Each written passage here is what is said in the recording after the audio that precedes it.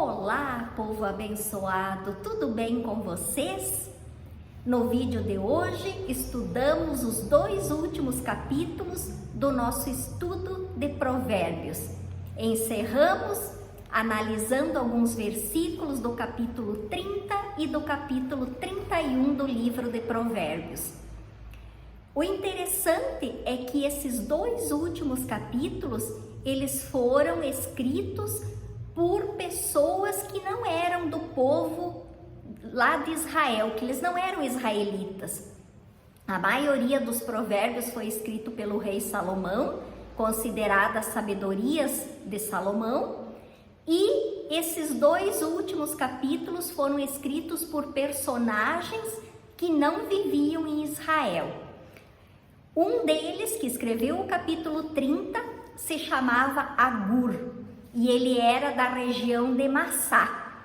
Os historiadores pesquisam e têm o entendimento, alguns, de que essa região ficava na Arábia, não em Israel, né? Então, provavelmente eles estiveram em contato com a literatura hebraica, eles aprenderam sobre a sabedoria de Salomão, e Deus deu a eles a oportunidade de escreverem os 2 últimos capítulos do livro de Provérbios, que são instruções.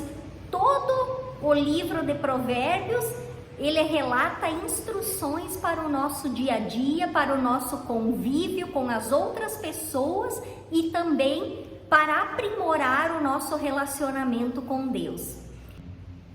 Um dos versículos do capítulo 30 de Provérbios nos diz o seguinte: toda a palavra de Deus é pura, ele é escudo para os que nele confiam.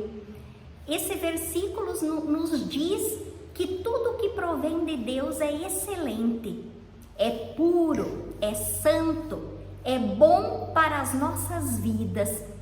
E que aqueles que confiam no Senhor, que buscam a Deus, sempre estão protegidos, estão seguros debaixo do seu escudo sagrado. Deus é um escudo que protege e que traz alegria, segurança, paz para aqueles que o buscam, para aqueles que querem ter um relacionamento com Deus.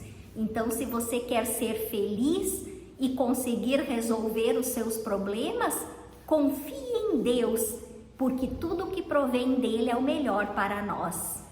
Ainda há aqueles que são puros aos seus próprios olhos e que jamais foram lavados da sua imundície. Então, tem pessoas que acreditam e até tentam aparentar aos outros que elas são pessoas íntegras, que elas são pessoas muito corretas, que elas são honradas aonde quer que elas estejam, mas na realidade não é dessa forma. Essas pessoas, algumas, que tentam aparentar e até se convencem de que são muito íntegras, na realidade vivem cometendo sempre os mesmos erros, sempre estão no pecado, nas iniquidades, produzindo iniquidades sobre a terra, sempre estão na imoralidade, na corrupção, continuam sempre fazendo coisas erradas, produzindo desengano sobre a terra e tentam aparentar, ou algumas até se convencem de que elas são pessoas maravilhosas, corretas, mas Deus enxerga todas as coisas. Não adianta a gente aparentar algo se na realidade somos bem diferentes. Deus sabe de todas as coisas e Ele dará a cada um segundo as suas obras, segundo as suas atitudes sobre a terra. Já Provérbios 31, ele foi escrito pelo rei Lemuel, que era o rei de Massá, dessa região, deste local, que supostamente seria na Arábia. O rei Lemuel escreveu esse capítulo 31 E uma parte desse capítulo são conselhos que a sua mãe deu a ele como rei, né? Como ele sendo rei e como pessoa no convívio com os outros. Então são conselhos de mãe que ele relata em Provérbios 31, pelo menos em uma parte de Provérbios 31. E ele diz o seguinte, que a mãe dele dizia sempre para ele: não é próprio dos reis, ó Lemuel, não é próprio dos reis beber vinho, nem dos príncipes desejar bebida forte. Então a mãe dele orientava com relação à embriaguez, porque nos tempos idos, antigos, existiam muitos reis que bebiam vinho, outros até cerveja, que eram produzidas nos seus países, nas suas nações, e eles perdiam a noção da realidade. Então a mãe de Lemuel orientou ele para que ele não se fartasse de vinho, de bebidas fortes, que isso aí não era normal, comum. Podia ser comum, mas não era algo normal que um rei que tem que governar uma nação se embriague para perder a noção a respeito da lei e dos direitos daqueles que são necessitados. Outra orientação da mãe do rei Lemuel é: abra a boca a favor do mundo, pelo direito de todos os que se acham desamparados.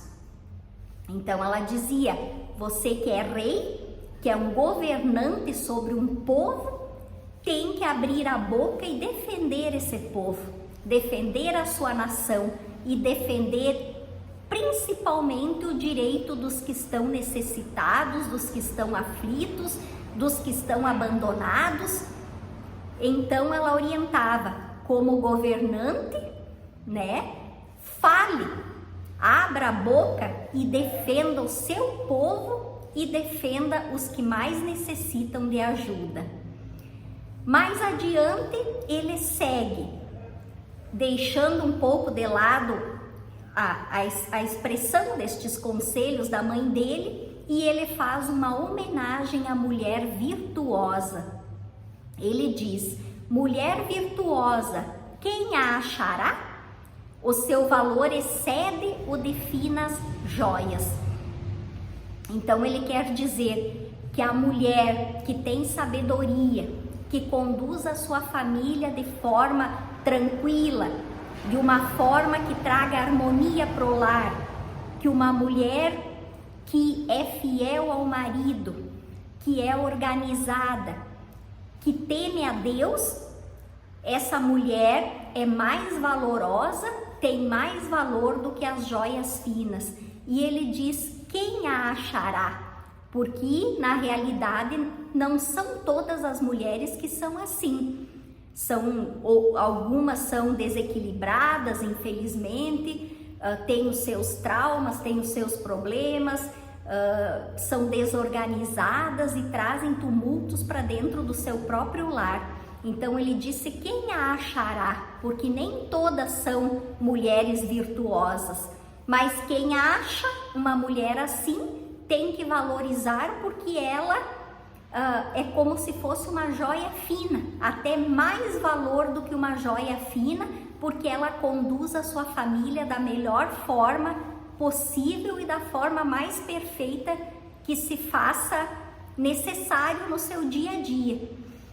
E ele ainda diz: o coração do seu marido confia nela e não haverá falta de ganho.